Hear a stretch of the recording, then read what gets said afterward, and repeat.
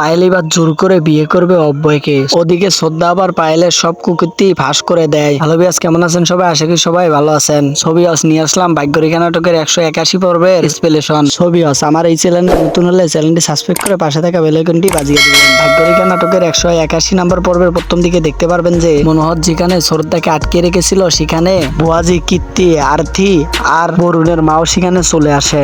আর আমরা দেখতে পাই যে চারজনের হাতে লাঠি ছিল। চারজনে ইচ্ছা মতো মারতে থাকে গুন্ডাদেরকে। এই সুযোগে শ্রদ্ধা একটা লাঠি নিয়ে মনোহরকে মারতে থাকে। তখনই শ্রদ্ধার মনে পড়ে যায় যে ওদিকে আবার অব্বয়ের বিয়ে হয়ে যাচ্ছে। তখন শ্রদ্ধা ওখান থেকে বের হয়ে রওনা দেয়। এর পরের দৃশ্যে আমরা দেখতে পাই দীপান্বিত পরিবারে অব্বয় সহ সকলেই রয়েছে, শুধু পায়েল নেই। পায়েলের জন্য সবাই চিন্তা করতে থাকে, বিশেষ করে অব্বয়ের মা। অব্বয়ের মা তো অব্বয়কে বলে দেয় এই গুরুত্বপূর্ণ সময়ে পায়েল আবার কোথায় গেল।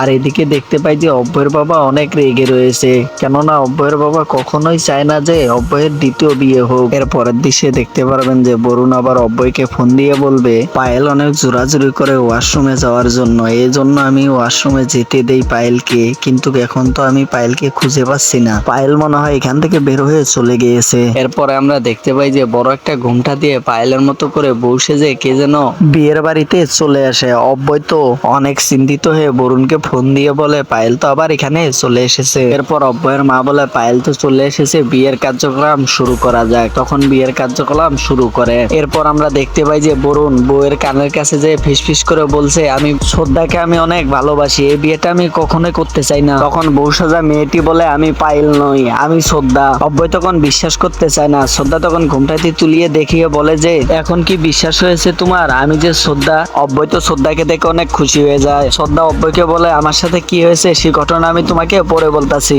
এরপর অব্বয় বলে যে বিয়ের কার্যক্রম শুরু করা যাক। এরপরের দৃশ্যে আমরা দেখতে পাই যে ভুয়াজি, কীর্তি, আরতি এবং শ্রদ্ধার মা মিলে মনোহরকে পুলিশে ধরিয়ে দেয়। এরপর মনোহরকে নিয়ে পুলিশরা পুলিশ স্টেশনে চলে গেলে এরপর আমরা দেখতে পাই যে মনোহর একটা সুযোগ পেলে পুলিশের গান নিয়ে পুলিশের মাথায় ঠেকিয়ে দেয়। আর মনোহর তার সকল লোক নিয়ে ওখান থেকে চলে যায়। এরপরের দৃশ্যে আমরা দেখতে পাই যে বিয়ের কার্যক্রম চলতেছে। আর এদিকে আমরা দেখতে পাই যে অব্বয়ের বাবা অনেক রেগে রয়েছে, কেননা অব্বয়ের বাবা কখনোই চায় না অব্বয়ের দ্বিতীয় বিয়ে হয়ে যায়। তখনই আমরা দেখতে পাই যে এখানে পায়েল চলে আসে। আর পায়েল যখন ঘুমটাতে তোলে সবাই অনেক অবাক হয়ে যায়, এ কি পায়েল যদি লেখা না থাকে বিয়ের আসরে কে? সবাই এখন এটাই ভাবছিল।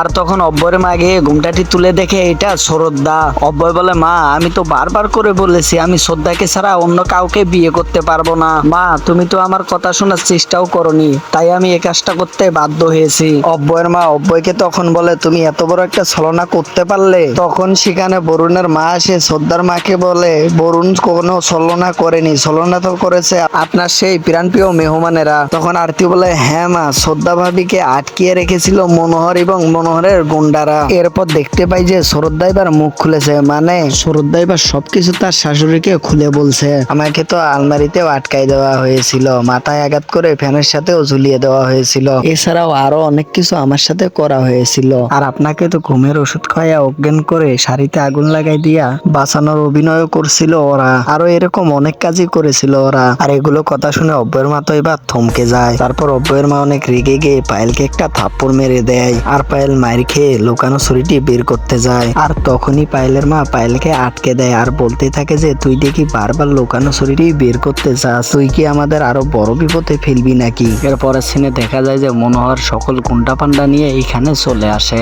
আর মনোহরের হাতে একটা পিস্তল ছিল।